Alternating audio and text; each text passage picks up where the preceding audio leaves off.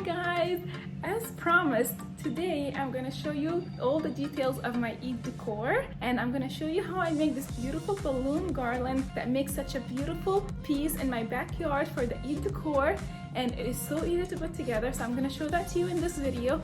And I'm also gonna show you what else I'm doing in the backyard so that we can have a very fun couple of days for our Eid celebration. So this is the balloon garland kit that I got. I told you in the last week's video about this and I linked it for you, but I'm gonna link it again now in case you wanna get it. I love the color combination. So first of all, I'm taking out all these leaves, which we're not gonna use right now. We're gonna use this when we're attaching the garland in the backyard. And same goes with these little leaves. So I'm gonna put all the leaves aside for now. And I'm gonna take out all my balloons. And for a balloon garland to be a good one, you need a variety of sizes of balloons. So as you can see, this package has like a big one, while it has some really little ones, and this one is kind of medium. So a variety in sizes of the balloon is key for having a successful and a beautiful balloon garland. That's why I love these kits, because they already come not only with the right color combination of what you're trying to do, but also with the correct quantity and different sizes of balloons that end up giving you such a beautiful look. So feel free to dump all your balloons on the floor because we are gonna use all of them. And this is my balloon, and this is my balloon pump, which absolutely we don't wanna do this project without one. It has two sections here where I can blow the balloons from, so I can do 2 balloons at a time. And then it also has these connectors. Just take this out and I can screw it on here where I can blow the balloons from, and it just gives me a more narrow tube, so when I put my balloon in here, it's a little bit easier for my balloon to make it end. Okay, so let me do the other side as well. So there's an on and off switch right here, but I can turn it on just by adding some pressure here. Do you see that?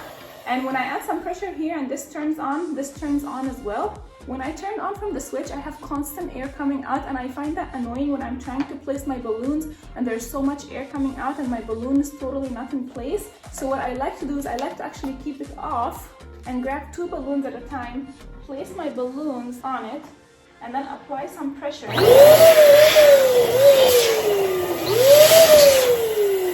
now I have 2 balloons. So the key to making a good balloon garland is having somewhat of a round shaped balloon. I'm gonna let this one go for now so I can show you with this one. This balloon is not a round shape, it's more of like a normal balloon shape. To make this more of a round shape, you wanna hold on to the top and apply some pressure to the bottom as you release some air. And now, as you can see, the balloon turned a little bit more round.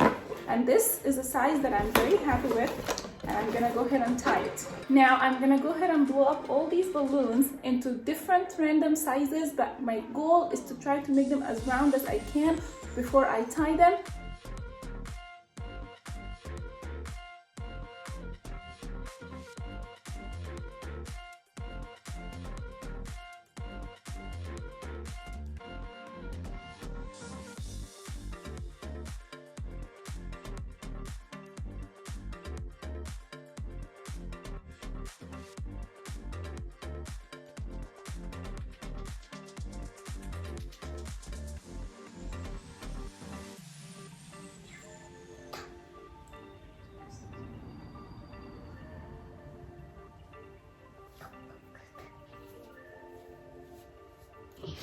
So now that I'm done blowing up all my balloons, it's time to assemble the garland. And to assemble the garland, so these kits come with this kind of ribbon, and it has like holes everywhere. And the idea of this ribbon is for you to take each balloon and insert it into the hole. Let me try to do one and show you. Like so. And then you have to let your knot, the balloon knot, go through the hole completely. Wait. Like this. I don't know if this is clear enough in the camera, but the idea is you have to do that, and you should not skip any of the holes. Otherwise your garland is not going to look like it's tight and intact together. And I find that the more balloon you add to this kind of ribbon, it's actually very tedious to get your balloon through one of these holes. So I actually don't like this ribbon. And I used it once long time ago and I hate it, and I just don't use it in any of these kits. I love these kits for the balloon selections and the size variety, and for me that's worth buying those kits. Now with that said, this is the kind of string I like to use. These are your basic balloon strings. They're the ones that, like, if you went and got a helium balloon, they tie it with this kind of string. So I really like it because it's so sturdy, like nothing happens to it. And I have a roll here, and what I like to do is leave about 3 feet out, and then I'm gonna start my garland like right over here. And let me show you how I start adding balloons to this string. First of all, you wanna pick up your balloons and pair them. So 2 balloons together, tie them up like so. And the key here is to pick up 2 different colors and 2 random sizes. The more variety you have in your pairs, the better your garland is going to look. So this is my first pair. And for my second pair, I'm gonna tie these 2 together.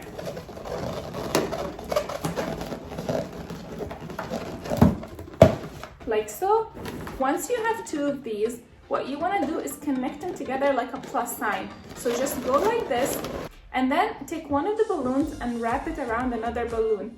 And usually it's smart for you to pick up the smallest balloon and wrap it around another one, because usually the small balloons have more elasticity left in them, so they're going to be more flexible with you when you're trying to wrap it. So like this. And this here is my first cluster of balloons. Now, how do we attach it? This is my string and this is my cluster. All you need to do is put your string inside and wrap your string around just one of the balloons.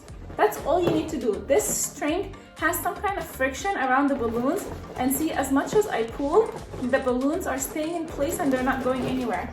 And this here is the start of my garland. So I'm gonna put this down and do another cluster. So here are 2 random sizes, different colors. I give them a tie. Okay.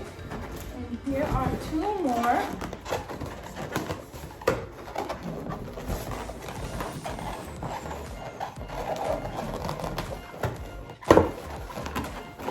So I have 2 of these. Add them up together. And I take the small balloon and wrap it around this big one. And here is my next cluster. It's really important when you're adding this next cluster to make sure you don't add it to the wrong side of the string. This is my extra 3 feet of strings that I'm choosing to keep here. So make sure when you add your next cluster, it's going on this side of the string. I'm gonna hold my garland like this. I'm gonna grab the next cluster and I'm gonna stack it on the top of the first cluster. I like to find kind of like a comfortable position, like I want to make sure the balloons are fitting together kind of like a Lego. And then once I feel like it's good, I'm gonna take my string and wrap it just once around one of the balloons in the new cluster and let go. And look at that, my garland is starting to shape up. So now that I have my garland going, there is an easy way to actually keep adding to it while keeping it nice and clean, and that is by tying it to something. So I tied mine over here, and this is the side of the string where I kept an extra 3 feet, and this is the side where I will just keep adding clusters of balloons.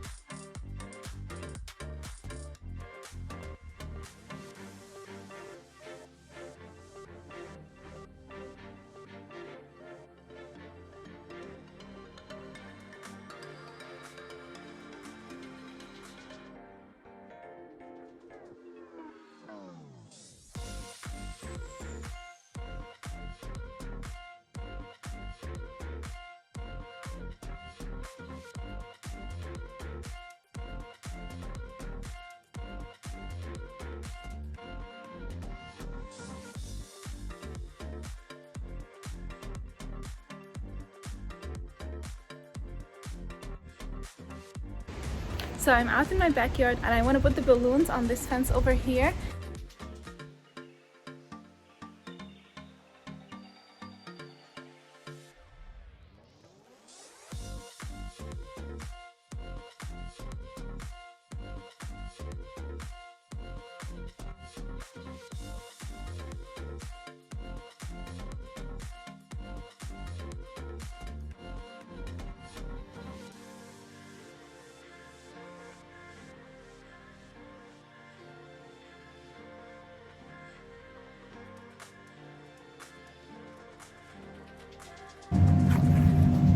So that's my garland. It's looking really good.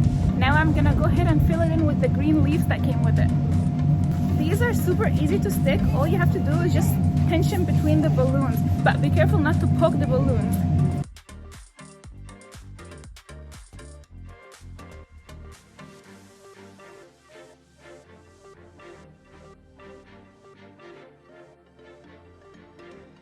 It came with even more green leaves, so I'm gonna insert these as well.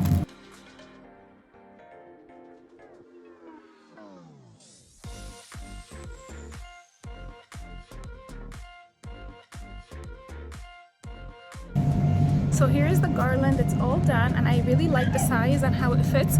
I just want to zoom in and show you a few things as far as like mounting details, because it was really hard to mount because of the wind. I wanted it more up on the top, but because the wind was hitting it from both directions, it was literally flying up in the air.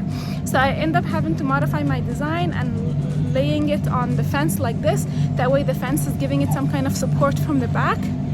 So over here, this is the beginning of the garland. I just tied it to the post, so that's very easy. And then like I said, I feel like the fence being right behind it really helps with the support of it staying in place. And then all the way at the bottom here, I ended up tying it to our drip system tube. So hopefully that's not gonna go anywhere. And then in the middle, I end up drilling a screw into the fence and tying it again.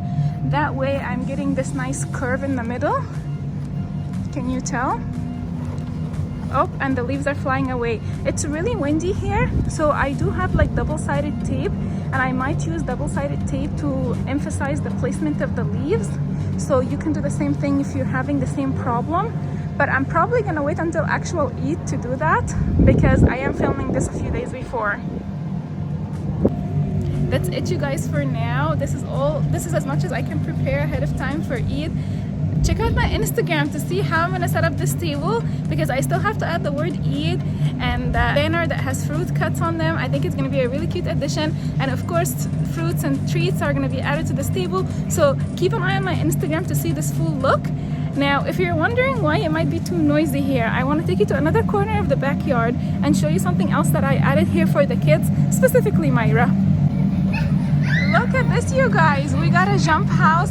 I am so excited we got the jump house. It's actually the very first time we got a jump house for any occasion in our home. So I'm really excited about it. I don't know if you can see Myra in there. She's having so much fun with her baby doll. And I just want to take a minute and tell you something that I was thinking about when I got the jump house. So the jump house I got from a company called Santa Clara Jumpers, and they are in Santa Clara, the Bay Area. They are insured and licensed, and they have great customer service and reviews.